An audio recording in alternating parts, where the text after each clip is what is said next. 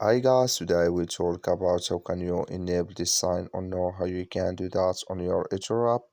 So you just follow these ways, then it's going to work with you. So all you have to do, you just go here above this sign, click on it. So then it's going to show for you a list like this. Then all you have to do now, you just click here on settings, you just click on it here.